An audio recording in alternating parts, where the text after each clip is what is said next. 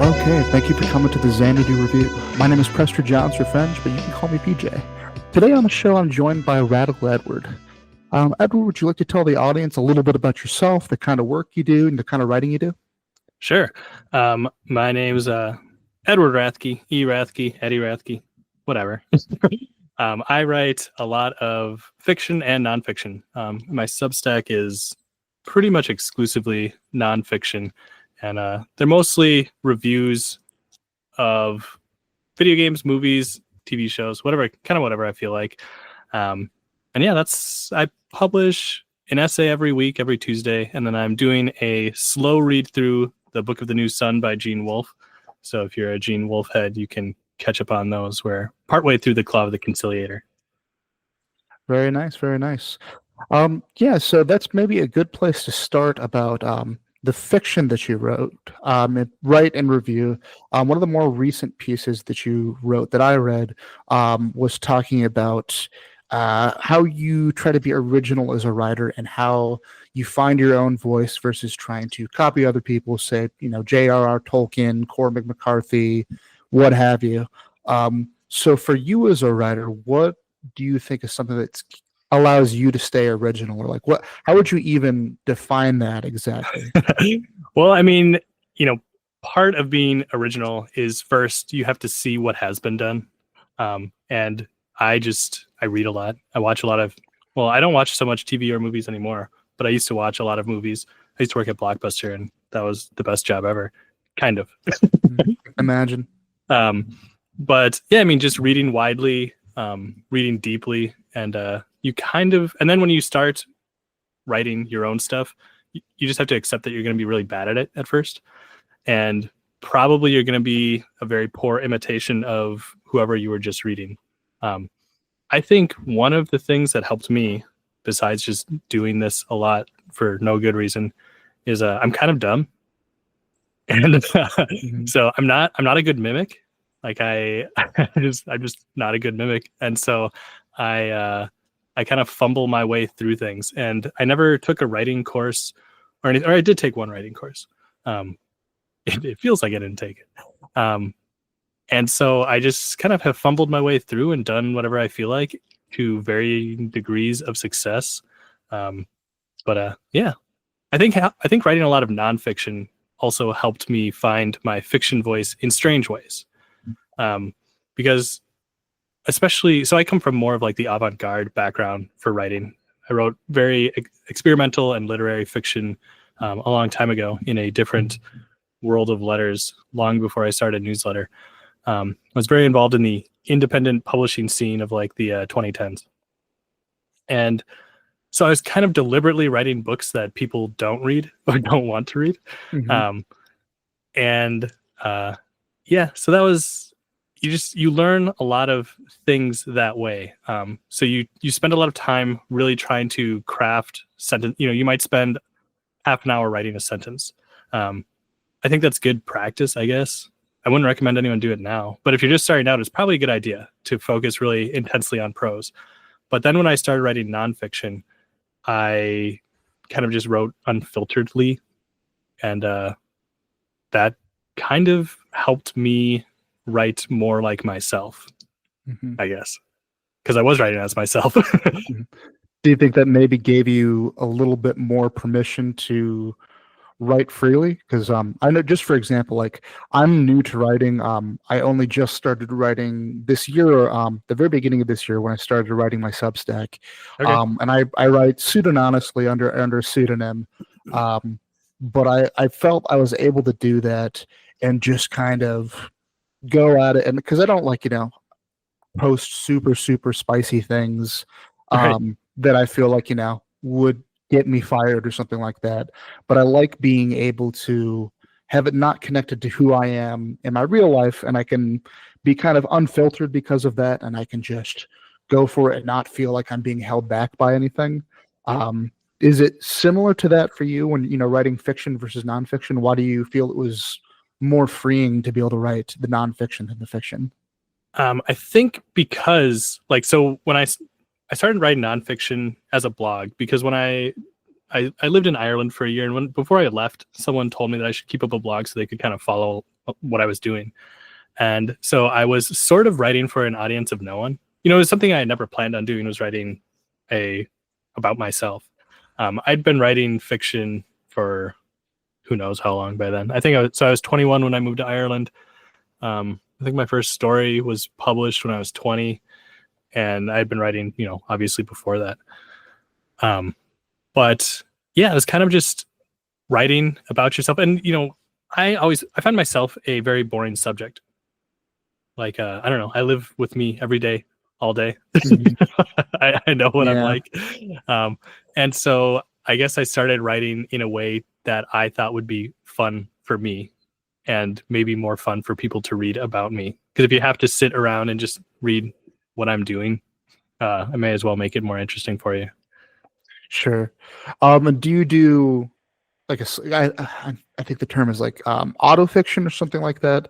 Because I've done just a little bit of that, and I will a slightly fictionalized version of events that happened in my life that some people surprisingly seem to find interesting. But it's kind of like the metaphor I'll use is, because I'm a big history buff, and I love a good historical fiction. But if you're a history buff and like the actual story of the history, right. Very rarely is that going to fit into a 2.5 hour movie. And like the example that I give is the Alexander movie. Oliver Stone, I believe, did it, and it's not super accurate, but also not terribly inaccurate.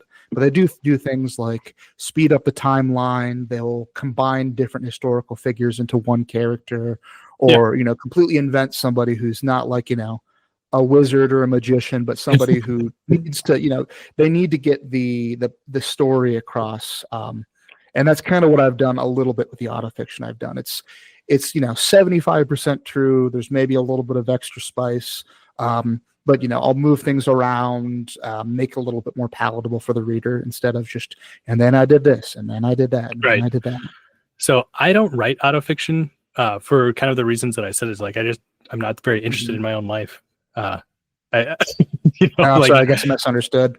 No, that's fine. But but I know a lot of people who do, and I've read a lot of autofiction. You come up reading people like Charles Bukowski or Henry Miller, who are basically writing about their lives with a different name.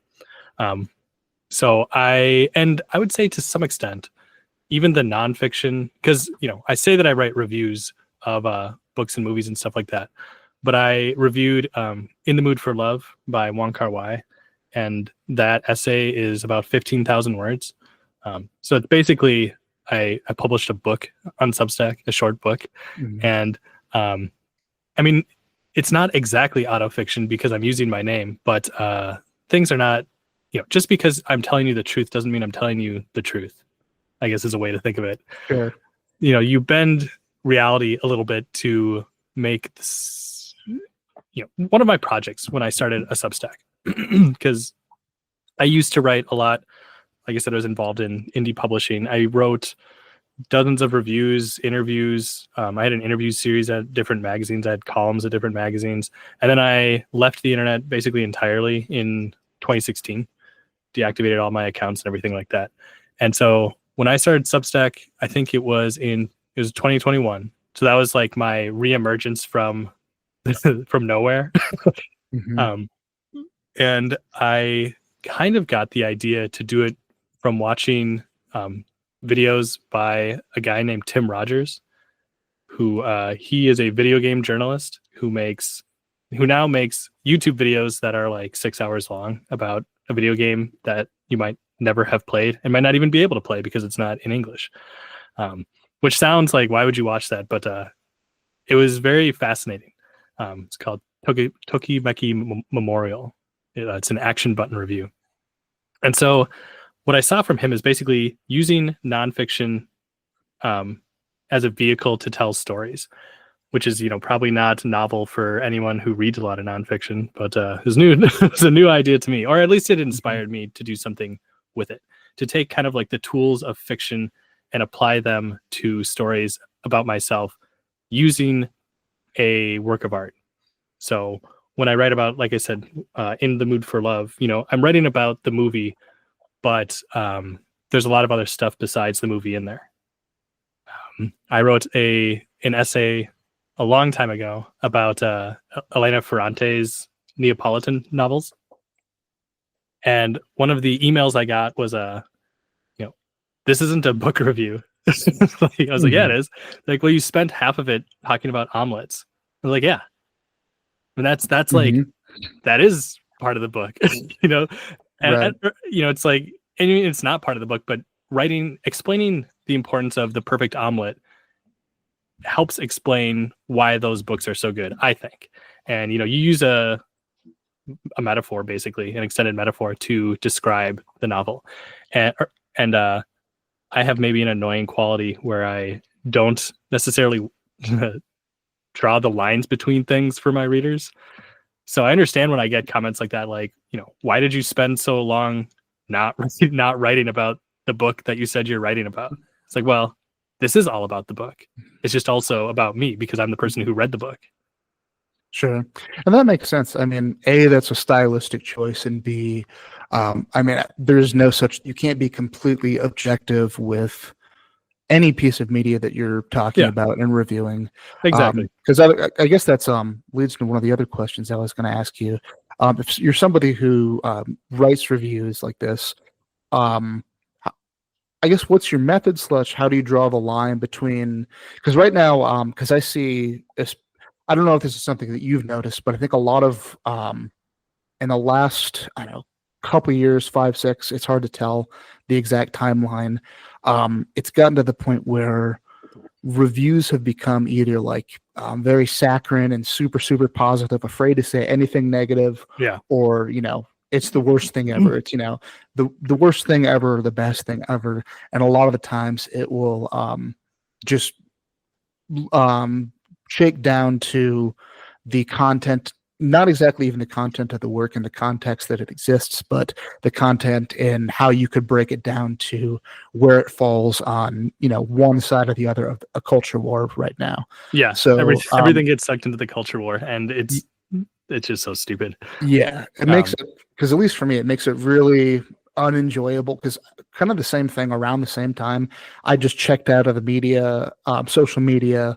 I checked out of fandom, any of the stuff I was into, because it just got too negative. And even there were reviewers who I otherwise liked who, it's a cliche thing to say, they got political, but, if they would insert culture war or their own personal grievances into the review in a way that I feel like didn't add to it. So I guess that's my question. Like, how do you draw the line to do critique in a way that actually adds something to the work, or not just doing a high school book report either, where you recite the plot?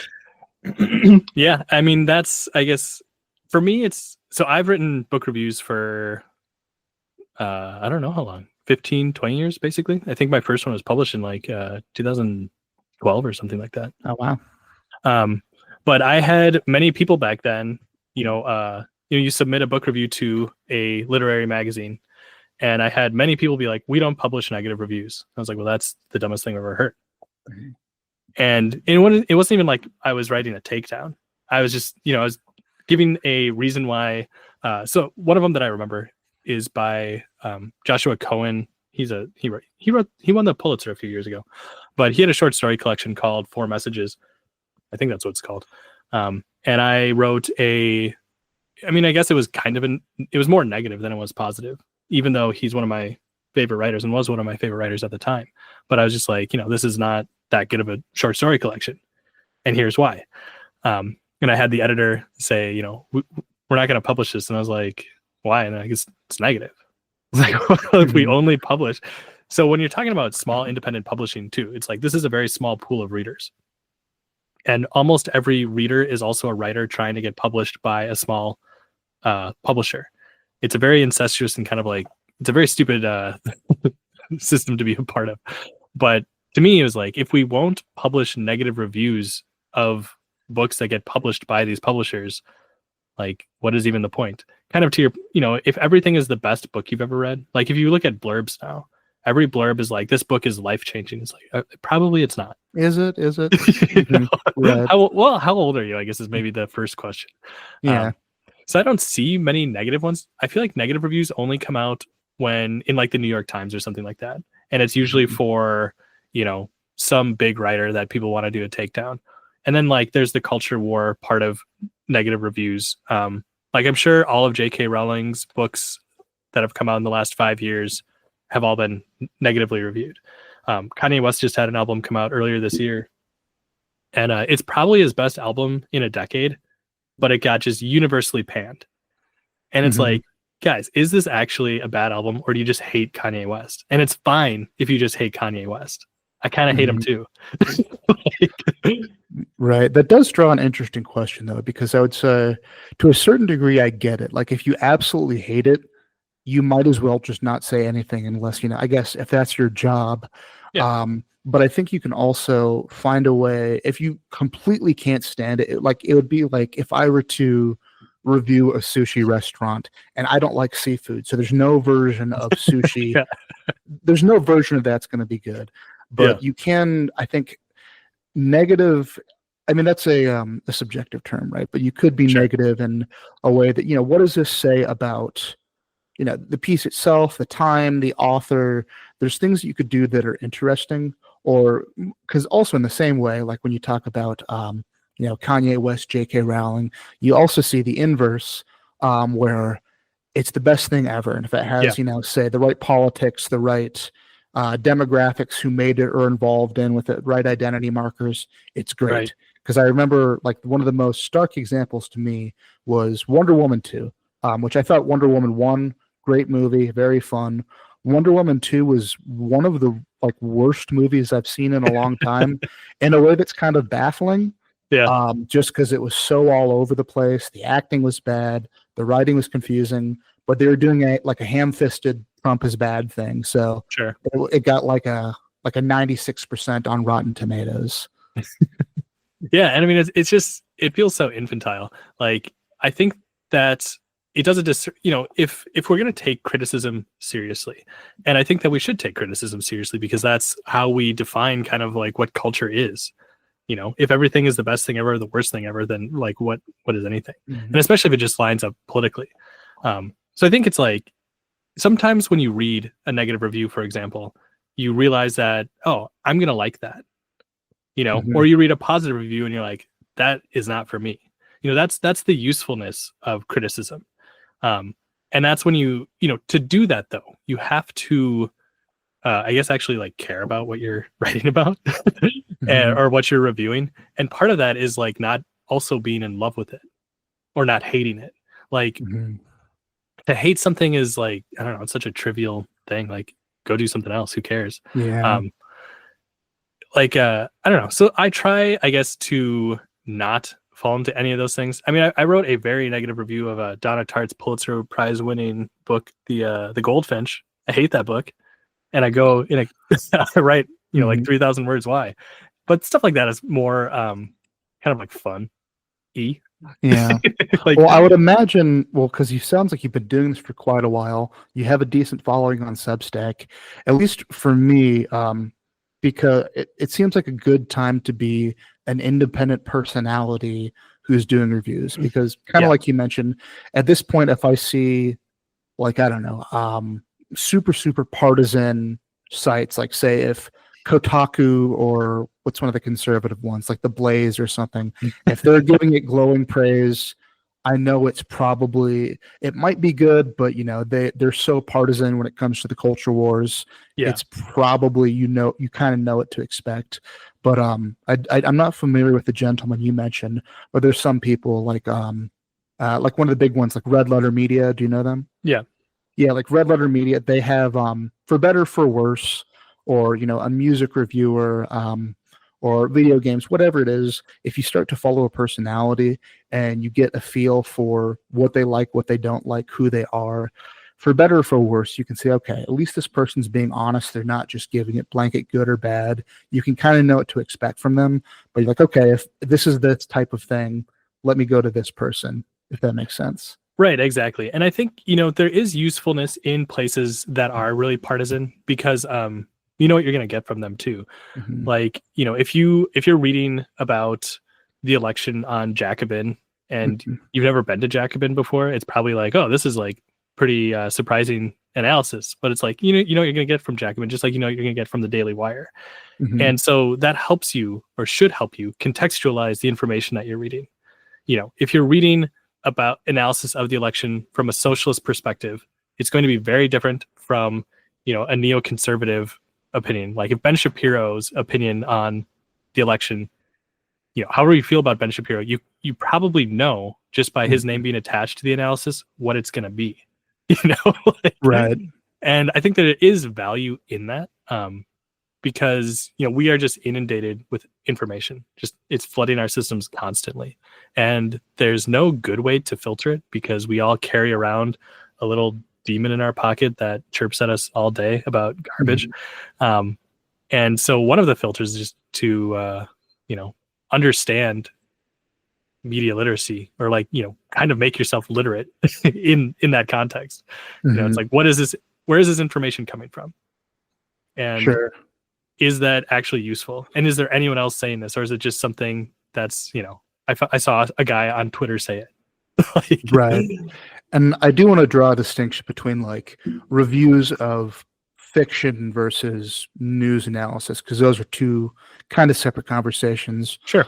But one of the, I guess the way you put it makes me think, if you have people who do reviewers, or, you know, I guess either or, now that it, you know, in spite of what I said a second ago, be it a news personality or somebody who's reviewing fiction, there's just, as you said, such a deluge of information that it kind of makes me think of, and this may be a silly metaphor, but how, you know, people like Eskimos and other indigenous people way up north, they'll have sunglasses basically that block out almost everything except for a tiny, tiny slit. And that kind of sometimes feels like when you have some of these people who are internet personalities who are aggregates of this information, because if you take it all in, it's way too much and it's blinding. You need something to kind of limit the information that you're getting. Yeah. And I think one of the funny things about that is, you know, everyone thinks everyone else is in a bubble, but no one thinks that the bubble affects them. You know, I'm the one who can actually truly see through the bullshit. Yeah, exactly. It's like, look at all these people influenced by propaganda, but not me. It's like, sure. You are not immune to propaganda, except for the listeners of Prester John's Revenge and the Xanadu Review. You are special. You are smart. You are immune to propaganda. Trust me. You wouldn't be here. Geniuses. You're all geniuses. Yeah. Well, that's the thing too. Like, you know, I joke now, but like there's again, there's some pandering to your audience. And it's one of those things that, like, you know, again, despite what you just said, there's it's one of those things that as soon as I notice, if I'm watching a reviewer or really anybody, once you realize they're really pandering, that's when it's like, okay, it's an immediate turn off and I can't watch it anymore. You see it in a different light. And I think that's the value of somebody who either who's doing reviews or news commentary, if, you know, they're consistent, even if it's somebody I don't agree with, because there's people like I mentioned, Red Letter Media. I don't really watch them too much anymore. But, you know, I know they're kind of snobbish on certain things. Right. It's like, you know, I don't agree with you, but at least you're consistent about it. If all of a sudden they're like, oh, you know, the new Star Wars slop that just came out, actually, I love it. And it was really groundbreaking. It's like, that's a little out of character for you, you know, then you start to not trust them. Yeah. And that's kind of what I mean by like the context of media, of like the information that you're getting, you know, and why media literacy matters. It's like, so sorry, let me stop you right there for really quick. When you say media literacy, what do you mean by that? Because it has become kind of a buzzword term to the point now where like it's almost become like people use it ironically and derisively. So what do you mean when you say media literacy? Well, I think one way to look at it is, let's take Red Letter Media, for example, like what you just said. So you understand who they are. You know, you understand their framework for how they analyze art. And so when they say something, even if it's something you disagree with, you're like, well, I understand why I disagree with you because this is your thing. And that's what I mean earlier by like sometimes a positive review can tell you that you're going to hate something, and a negative review can tell you that you're going to like something, you know, and that's a big part of media literacy, where it's like understanding that, you know, things are, the world is more complicated than just like this guy giving an opinion, or like a movie having some like political take or whatever.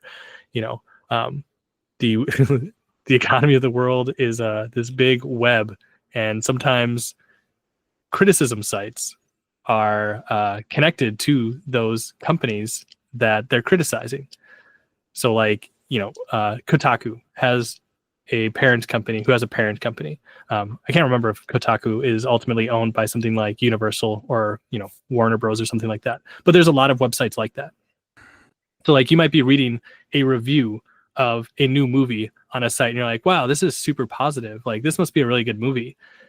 And if you were the kind of person to dig a little bit deeper and you found out that the parent company of that website, like their parent company, and that parent company is the producer of the movie, you might say, oh, well, that's interesting. A little suspect. Yeah, like Polygon is a different video game website, for example. They write about a lot of culture stuff, but it's very clear, to me at least, that oftentimes their reviews and like, they're basically paid advertising without being said to be paid advertising. So, if like a new game comes out for, PlayStation 5 or whatever, it's a big Sony release, a tentpole game like one of the Horizon Zero Dawn type games, Polygon front page will be just flooded with stuff about that game. There's a review, there's also guides and like all, 10 different opinion like takes on the game. And it's like, if you can't see that by itself is actually advertising for the game, what are we doing? Like that's part of media literacy as well. It's like understanding that there's ecosystems where this information comes from. And, it's not always so clear that a negative review or a positive review or coverage of a topic is unrelated to, something else. Especially when, clicks is how you get money. Views is how you get money on the internet. Yeah. I wonder, again, I feel like that's why independent personalities such as yourself are really taking off in the last couple of years. Because to me at this point, like, I remember there was a time when I would read, say IGN, Rotten Tomatoes, etc. To this point, like, it's completely irrelevant because you pretty much know exactly what you're going to get with any of these websites, even to a degree like Rotten Tomatoes. I don't think it's in that same sense where you would have to worry about corporate overreach and sneaky content marketing. To me at this point, like it's almost to the point where if critics like it, I'm probably not going to like it, and if audiences like it, I probably will. Just That's because, funny. again, like, well, I mean, again, there was I'm sure there are counter examples, but like the Wonder Woman one that I gave was like, wow, this is better than the last one, really. Okay, I don't know if I trust, but it was that took place like I think not like a year or two after Trump was elected, and then Hollywood felt that they wanted to go very activist, and which is almost too bad because as an aside, I thought that the first Wonder Woman was a really fun movie. It reminded me of a different era of filmmaking. That's something that would have like come out in the 90s or something, because it was just very good, tight script, good, not good dialogue, but dialogue that really served the movie itself. And it was, it's a fun the character, movie. The characters were endeared. See the second one? I haven't seen either of them. Oh, well, in any case, it's just so all over the place that like you could tell that more into the first, and they just okay, we have to finally, somebody in Hollywood is finally going to say something about Donald Trump, and then they had Pedro Pascal's character is like a very clear Trump analog, and it was too bad because like they kind of went off the rails with it, but and it's interesting how things like that probably weren't part of the original script either. Oh, definitely not. Things get changed like that. Like I know some people who write for Hollywood, and they've talked about it privately because you're not supposed to say these things out loud. But like they'll pitch a movie and they'll even get into like the final pitch meeting with like executives, and they'll be like, here's the movie X, Y, and Z. Like this is kind of the whole thing, and they're like, great. Can you make that fit into our existing IP? And they're like what? And they're like, well, we think this could be like a Spider-Man movie, and it's like, okay. And so these conversations happen all the time, and so these, whether that was supposed to be part of the movie or it's something a late addition that someone was like, no, if we do this, it'll be extra good. Like we'll get, people run think pieces, people will talk about it on Twitter, it'll go viral. And sadly, I think a lot of media is produced to go viral, which is too bad. There's people who have, kind of looked at the way that movies have been shot in the last 2 years. And it does seem like more and more movies are being shot to be optimized to be seen on your phone. So like GIF makeable, I guess you could say. Well, it's more that like they're made for TikTok. So it's like they want to have like a 1-minute clip. So the sides of the image like don't matter in the movie, because they just want the movie to be able to go viral. And you see this even with like, reviews or books or things like that. So much of what people produce, their primary goal seems to be to go viral, which is too bad if you care about movies or video games or books or anything like that. Well, you would think this is kind of, do you remember it was like the early 2010s, there was a website called Funny or Die? Yeah, and they desperately tried to make things that would go viral, and basically none of them went viral. So, I mean, it should be like a lesson, like especially for Hollywood. If you try to make things go viral on purpose, they're not going to go viral. Yeah, though I mean sometimes almost universally, occasionally, but most of the time they don't. It feels like. Yeah. Oh, for sure. I mean, as soon as like executives get involved and they're like, we want this to, we need something from this movie to go viral, it's always going to be a big miss. But you see the success of like random social media campaigns that come out of nowhere and like seem to be the most important thing in the world. Like if you remember Coney 2012, for example, it's just like made to go viral and then just kind of came and went. Yeah, I wonder, because I remember a little while back I read an article. I think it was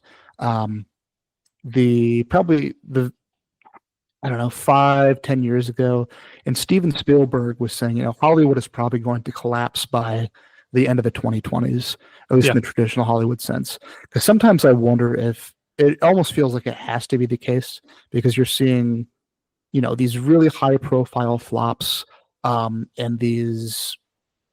all of this money that are going into these movies, and either like you see very clearly when it's a movie it's a big flop, or it's maybe you wonder if it's fake social media hype. Because I remember one of the examples was when the Wednesday Addams show came out. They're like, this is the biggest show that Netflix has ever had. I just remember thinking, is it? Yeah. I mean, what was the Lord of the Rings, the Amazon Rings of Power? Yeah. I do not personally know anybody who's watched more than like an episode or two of that, and all of my friends are fucking nerds who love that type of thing. So it's like, to me, it almost wonder like, is this? It borders on a scam, since I know a lot of, just because the laws haven't caught up, and a lot of these streaming platforms don't have to actually report their numbers. Yeah. So it does seem like we're on our way for a collapse of a sort. Oh yeah, I mean, a lot of that stuff is just like straight up astroturfing. But yeah, I think the collapse is sort of inevitable because, and it's not just movies and Hollywood, like it's video games as well, and even literature. Like the thing that might be holding it back is the current antitrust cases, which is what I meant too earlier. It's like things are complicated. Things are not just one thing. There's a lot going on. Most of the things that you hate about, and not you personally, but you listener, the royal you. Most of the things you hate about media they have to do with market consolidation. We used to have, dozens of film studios. Now there's basically 4 or 5 or 6, but in the next few years, Hollywood has been predicting that there's going to be 3. It's basically going to be, so there's further market consolidation. Disney just bought Fox, which was like why Disney now produces half of the movies that exist. So, and same thing with books. It's like books there used to be hundreds of publishers. Now there's 5. I mean, there's still technically hundreds of publishers, but they're all owned by those 5. And like video games are kind of becoming the same thing. Everything's getting bought by Microsoft or Sony. or Nintendo.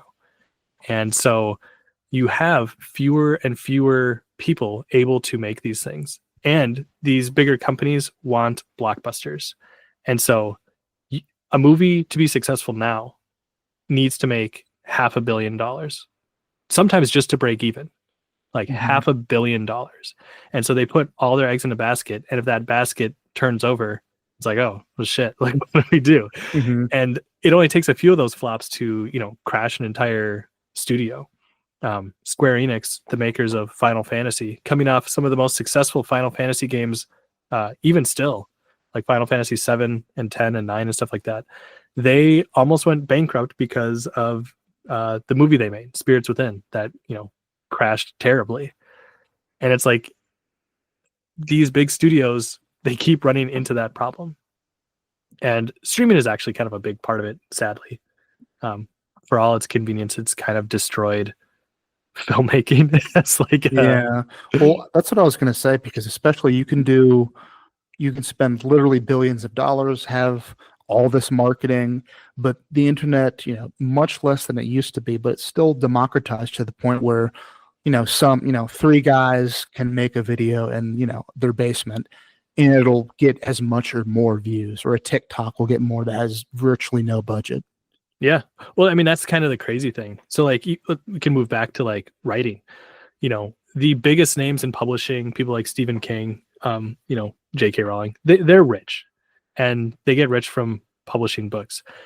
But like we just had the, all the hearings about Simon and Schuster acquisition that the FTC blocked. And we find out basically how much writers make from publishing books. And it's not very much per book, or just in general. But then you go to some of these, have you ever heard of like Royal Roads? No.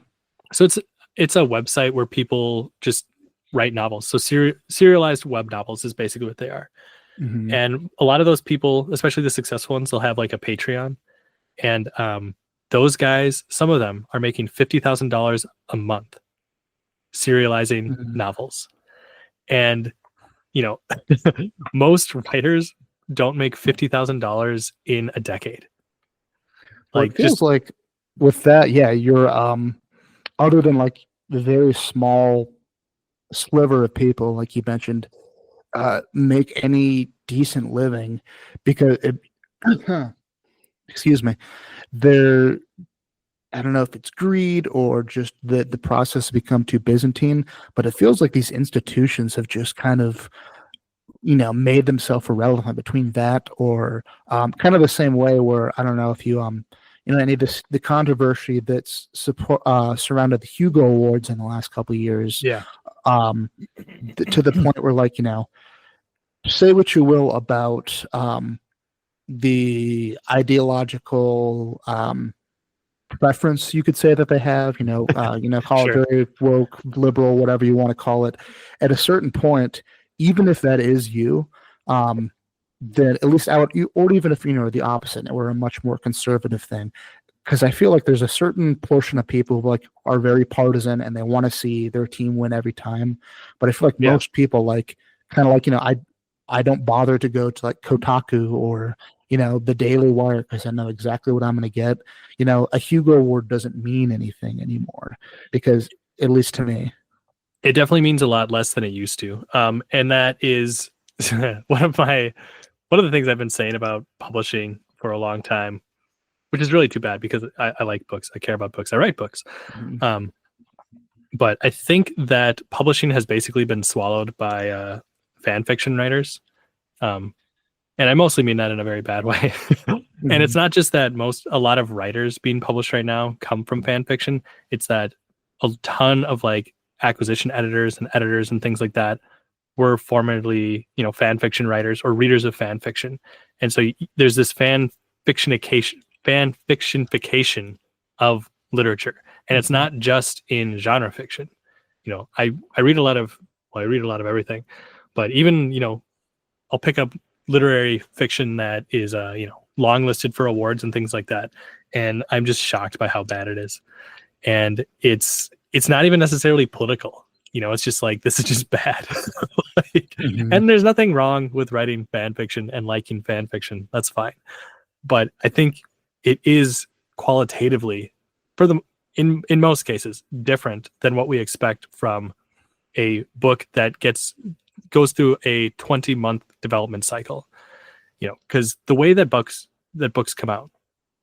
So if you wrote a book today, you wrote the last word of it today, you finished editing it, whatever, you're ready to send it to publishers or to agents. If you're sending it to agents, it's going to take between 1 month and the rest of your life for it to get published. But let's say it's takes a year for you to find an agent. Once you have an agent, it'll take some amount of time for them to find the publisher. Once the publisher has it, it's 18 months until it comes out. Part of that is going through editing, copywriting, proofing, things like that. And a big part of it is so that there's like time for the marketing push that it needs. But so like the book that you finished today might not come out for 7-10 years. And, Oh, wow.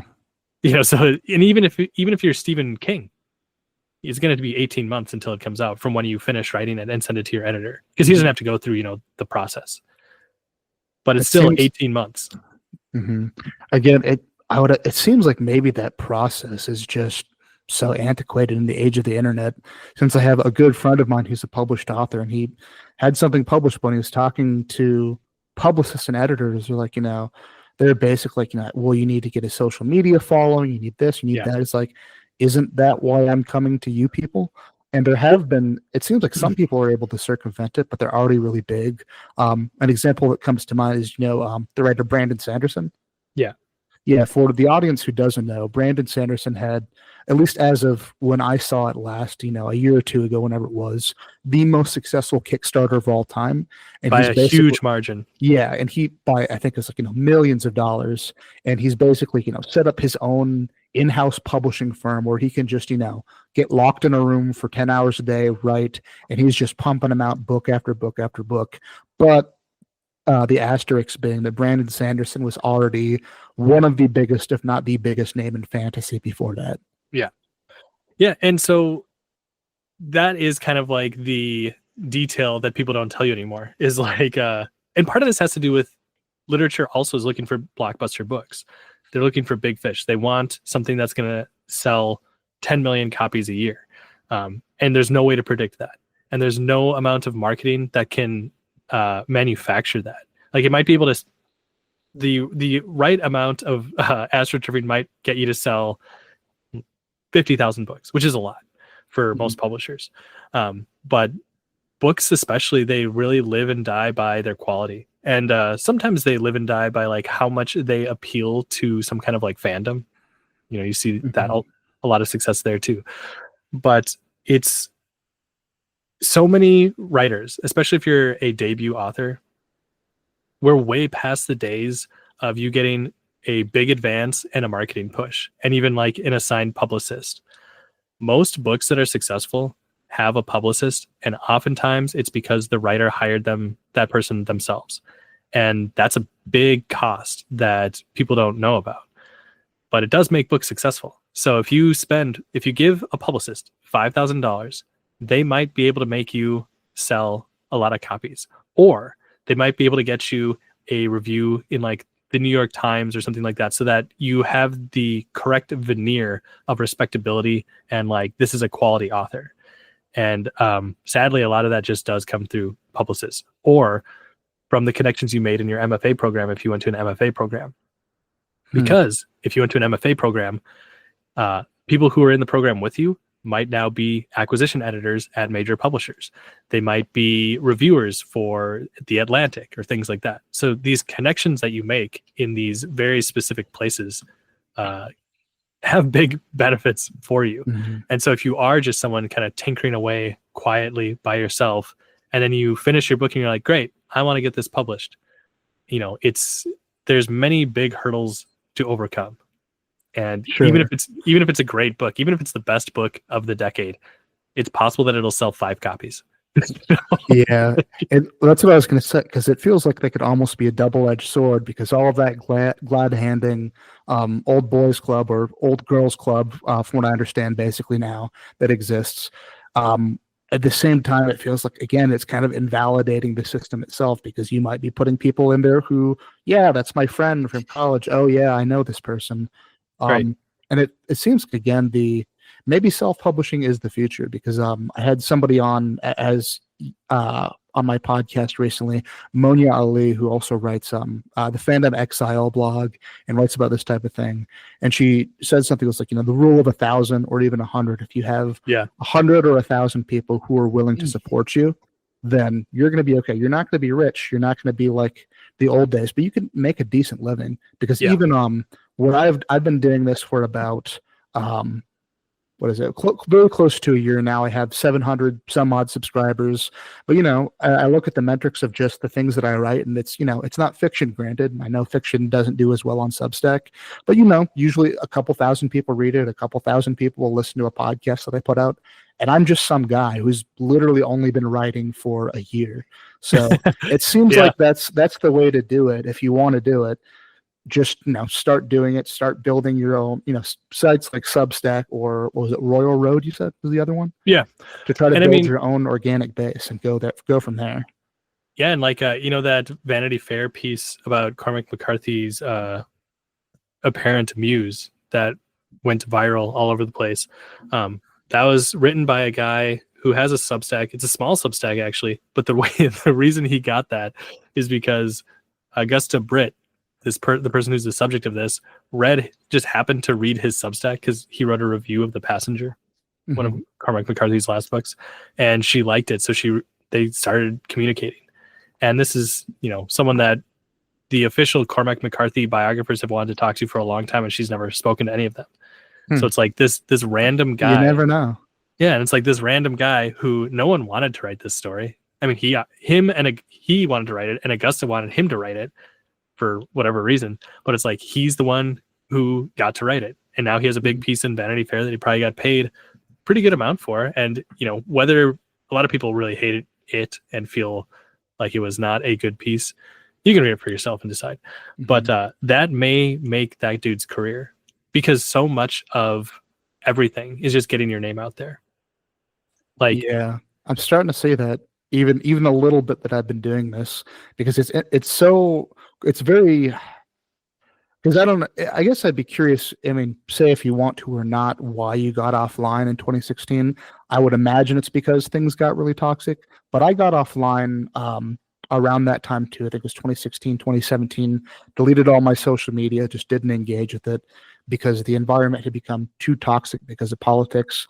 I got back on the internet, social media to a degree this year with Substack, and I feel that there's an excitement there that I haven't seen since like the pre-Facebook days, because there's a historian, for example, that I really admire, Tom Holland. He's a historian, not the Spider-Man guy. Yeah. And he just got on, and he has like under 300 subscribers.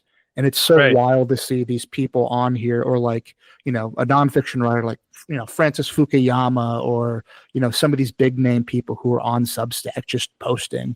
And it's a very rich environment. It feels very excited to be working on. Yeah. Did Tom Holland write that book about the Crusades? He did, probably as well. He's written a lot about stuff about Rome. He wrote one recently that I'm currently reading called Dominion, which is like a secular history of Christianity. But yeah, he's done a lot of different stuff like that. Yeah, I feel like I've read one of it. Yeah, I like reading a lot of history. I think it's well, you learn a lot just from reading history, and I think that that's one of the funny things too about just seeing this, being online for a long time, because you do see sort of the cyclical nature of all of these things. I've been on. Let's see, I got a Facebook in 2006, and I was on till 2016 basically. But I got offline mostly just because I found everything very stupid and just annoying. So I just left. There's like this habit that you form and you don't realize it on social media. And it's this habit to like reveal stuff about yourself or share stuff about yourself. And it's, there's obviously reinforced in a lot of different ways. But once you choose to kind of like break yourself of that habit, you find that you just don't need to share that stuff online anymore. Yeah, it's interesting that you say that. Was Facebook the first, I guess, your first experience with using the internet that capacity, or did you do? Because I just asked as a framing device because I got online arguably way too early, on 2004 or so, and there were all these, these old school message boards and forums, and the idea was like, and to this day, I still have the same attitude and that's maybe why I do things anonymously now or pseudonymously. Like, why would you tell things about yourself to people on the internet who you don't know? So I've never had that oversharing tendency because of that. But I feel like, depending on when you got on, if it's Facebook, you're socialized to do that because that's, the nature of the platform. Yeah, and it's funny, because now so much of what I do is just like revealing stuff about myself, which is a strange feeling. But yeah, so I didn't really grow up with the internet because just didn't have access to it. So I didn't really I had like MySpace, I think, starting like my junior year of high school. So it was probably 2004, something like that. But I could only really use the internet after my parents went to sleep because it was just like when the computer was available. But yeah, so it was really Facebook though when I went to college that I was able to like be online a lot, I guess, for better or worse, mostly for worse. Being online is terrible and terrible for you. And so that was kind of like an impetus for getting offline too. I was just like, this is all just like so gnarly and so bad. And it's not making me happier. It's making my life worse. And I still feel that way. And it kind of gives me a sort of a strange tension between me and my audience that maybe they're not aware of it. Maybe you're not aware of it. But part of me is like, why are you guys here? What is the deal? Why are you guys here? But then, of course, I wouldn't be writing it if I didn't want you to be here. So it's a strange tension, and maybe one that doesn't make sense to most people. But yeah, no, I get it. I mean, there's a part of me that like, I am baffled that anybody wants to listen to me talk or listen to me write. In my wildest dream, I just started doing this on a lark. My good friend who writes a blog here called Chesterton's Fence, he's a published author. Like, you have an interesting voice. You have good things to say. Your poetry. He's like, yeah, your poetry kind of reminds me of Charles Bukowski. I was like, I hadn't heard of Charles Bukowski before that, so I started doing it. And in my wildest dreams, I was like, maybe if I did this for 2 or 3 years, I get 500 people subscribing and reading, and I got that within like 6 months, which is not the biggest audience in the world, but for what I do and my level of experience, it blows me away. And if I'm being completely honest with myself, if nobody was reading it, nobody cared, I wouldn't have continued doing it because if I can call myself a writer at this point, why we do what we do as writers is you do it partly for love of, but also you want somebody to listen. Otherwise, you just think it, right? Yeah, I mean, maybe that's just me. Well, I mean, writing is a very stupid thing to do. It just is. And if you're just starting out writing, I mean, keep doing it if you want, but it is a very dumb thing to do. Yeah, I mean, like when I got offline, mostly what I did is then just write books. I have, I don't know how many books I've written, a bunch, but a lot of those are just written kind of quietly by myself. And coming back to the internet, which mostly was just coming onto Substack, I was kind of like, maybe I can make what do you call it? A funnel to my fiction by writing nonfiction again, because I used to write a lot of nonfiction. And I think it was an interesting idea, but I think it's sort of worked against me. And now my audience for my nonfiction is way bigger than my audience for my fiction, which is it didn't work out problem to have, all things considered, but I understand the frustration. Well, it's not exactly. Listen. Yeah, it's not exactly a frustration. It's just it's a funny thing to me. It's like I didn't. Yeah. This is not what I expected to happen. And it's kind of the funny thing when Substack Notes started, is because I was like, oh, people just are writing fiction on here. Because before Substack Notes, it was just I don't know. I didn't know what other people were doing. Who cares? And I used Notes for probably several months, and then I kind of stopped because again I was just kind of like, I don't know, who cares? I'm not. Ever since when you break the habit of using social media, I feel like it's really difficult to keep it up. Yeah, at least for me. once it gets going again, kind of the metaphor I use, because I actually never used Twitter. I got off of Reddit in like 2016, and it never really appealed to me. But now, like I'm a notes fiend. I'll post once or twice a day. Sometimes more. Um, Depends on the day. I'm reading them a lot. If I'm just bored at work, and it makes me feel like you hear about the proverbial like housewife who wouldn't even take aspirin when she had a headache, and then she gets a surgery, gets some oxycontin, and then 6 months later she's on heroin, and that's how I Yeah, feel because like I was never, I was like for a little while I was the annoying like I don't use social media guy in my friend group, and now I have a podcast and all this stuff, so. Life can get away yeah. from you quick, everybody. Watch But out it's for also, that.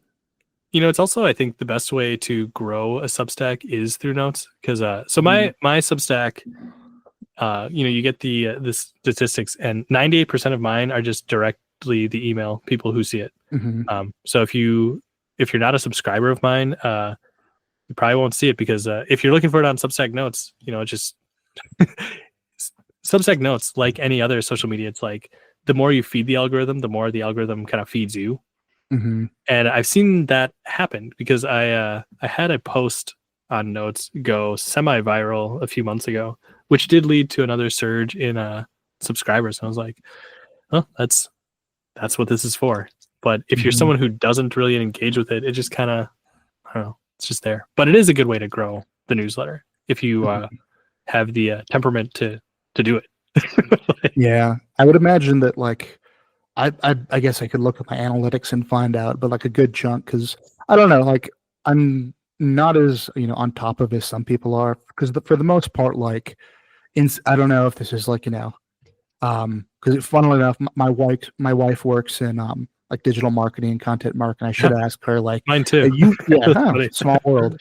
Well, because like I'll get up, I'll go to work, and as I'm like because the first hour of my day, I don't do anything really. If I'm being honest, most days I'm checking emails, my coffee's taking effect. That's when I'll post a couple notes, and then they'll gain traction throughout the day. So that's something that works for me. I don't know. I guess I'd have to look at it, because for the most part, I think of it as samples for the type of writing I do. Because for the most part, some of it's kind of eclectic, but it's all variations on the theme of the type of writing that I do, or the type of people that I'll talk to my podcast. But that having been said, and I'm curious, especially because you write under your real name, because for me, after a relatively short amount of time, I created a very specific persona. Like, as you can imagine, my real name isn't Prester John. Prester John's Revenge, that's a persona that I have, and it's not terribly different from me. I'm, amplifying certain parts, turning certain parts down. But because of that, and, also the fact that I have other things in my life, I'm married, I have a friend group and stuff like that. This isn't my whole thing. It's very easy for me to separate the character, the persona from the real me. And I've seen and I also did that because there's other creators that I saw, like, not that I ever think I would get anywhere near that level of popularity, but it seems like if you put too much of yourself into it, like you said, the algorithm, the more you feed into it, the more it feeds back to you. But that seems like it can have a dark side. Like, do you know the YouTube creator and reviewer Lindsay Ellis? Yeah. Yeah, like for a while I used to really like her stuff, but like it seems like I don't know, she kind of went off the deep end or something, and then she just stopped making content because there is, I don't know the specifics like of like a cancellation or whatever, but it seems like watching her early content where she sounded like, oh, this is some interesting stuff I do too. I stopped watching at a certain point because she would just make videos about her Twitter beef and her Twitter drama. So I guess that's a long-winded way of saying, like, how do you find that line between, Edward the real person and radical Edward the persona? Yeah, I mean, well, I think one thing that people just need to accept is like any amount of this is all a burlesque. It's all a performance. Writing for a public is never truly yourself. Even when you, like me, are presenting yourself as yourself, it's not really me. I'm not really this way all the time. I don't, talk the way that I necessarily write. I kind of do, but also I'm less bombastic, I guess, when I talk in real life. But for me, one of the easy ways to separate it is just pure indifference. Like, and part of that is possible because most of the people in my real life don't read what I write, because who cares?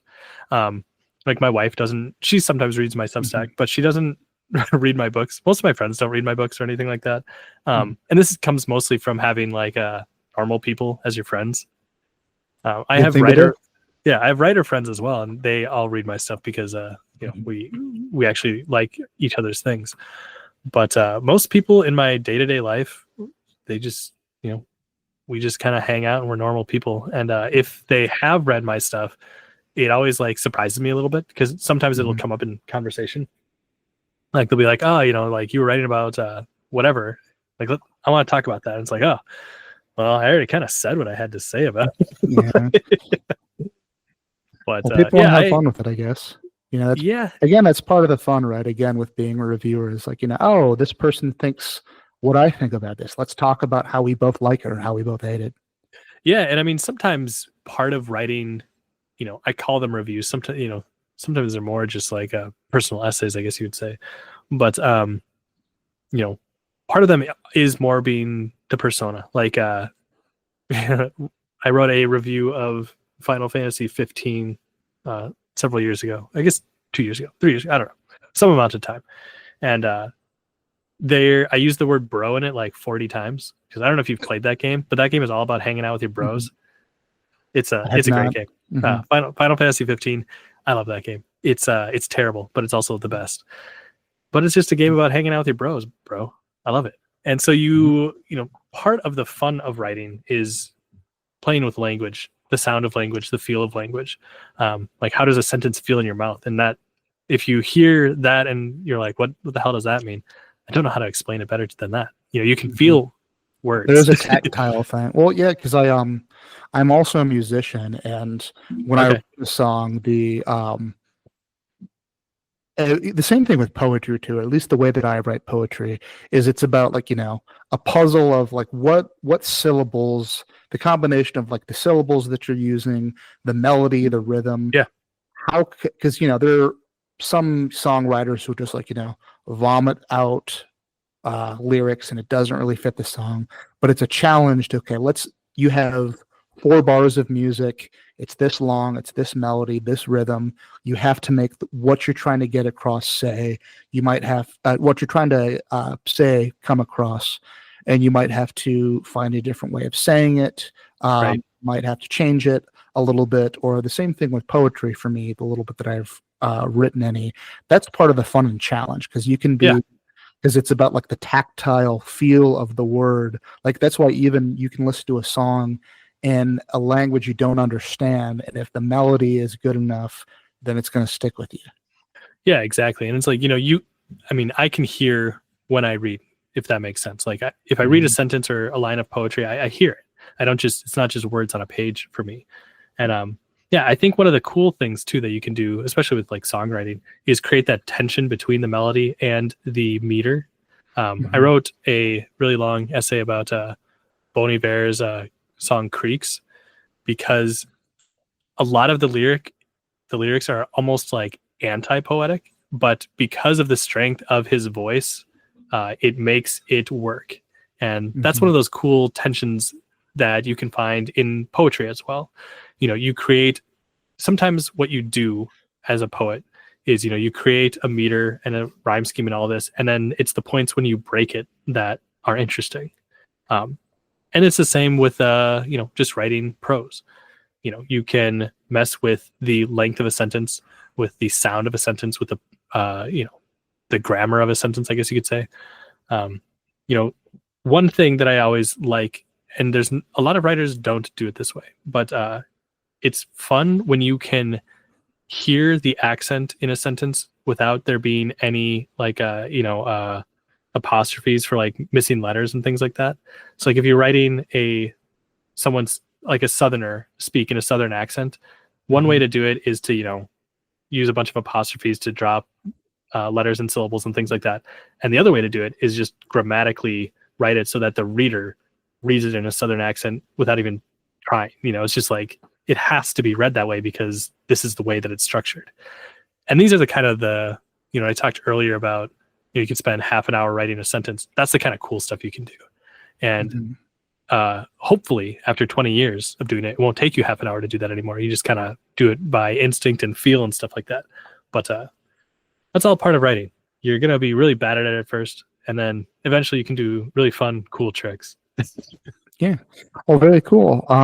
So we're coming to the end of our time here. I guess before I always like to have a nice sign-off question. Before I do that, do you have any like plugs or promotions? Do you have anything coming up in the near future that you'd want to promote that you're really proud of or excited about? Oh man, I should probably I should probably just plug my Substack and my books and stuff like that. Yeah, check out my Substack. It's radicaledward.substack.com. I also do a infrequent podcast. This year I was doing the works of William Gibson. This is the first year I've done it. Done a podcast, and maybe the only year I've done it. So I've done an episode every month because he has 12 novels. And the last one comes out, tomorrow from today. I don't know when this is going to be posted, but possibly in the past, the last one will have been posted. But that's been a fun project. Next year, I don't know what I'll do with my podcast. Okay. I'm thinking of doing the Beatles, actually, which will be fun too. That'd be cool. Yeah, so I don't know. Check out my Substack. Check out my my books. You can find them under eRathke on Amazon.com. I've written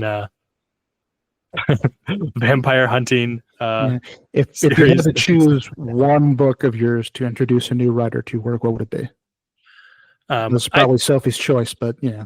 Well, I think the one that people seem to like the most and the most fun to read it's a book called Howl, which so Howl by E. Rathke. It's like a mix of Vampire Hunter D and Gene Wolfe. Very cool. Okay. So my sign-off question that I always like to do is, the world is a little bit crazy right now. I don't know if you've noticed, but that having been said, we can always find something to be hopeful for, some good in the world. So for you, what is it? What makes you hopeful for the future? Or, if you don't have anything and you're too black-pilled, what would make you hopeful for the future? Yeah, I'm like the wrong person to ask about this stuff because I find I'm not a nihilist, but I do find meaninglessness kind of nice. I find hope there. My biggest hope, because I think the most important political question that we have has to do with antitrust. And so my biggest hope for the coming administration is that they continue the antitrust work of the Biden administration. Because if they don't, we might see a flood of mergers and acquisitions, which will make everything you hate about media more prominent. Everything you like about media disappear, basically. Okay. Well, we will hold out hope for that. Well, Edward, I appreciate you so much coming on, and you have a great rest of your night. Yeah, you too. Thanks, man. Thanks a lot.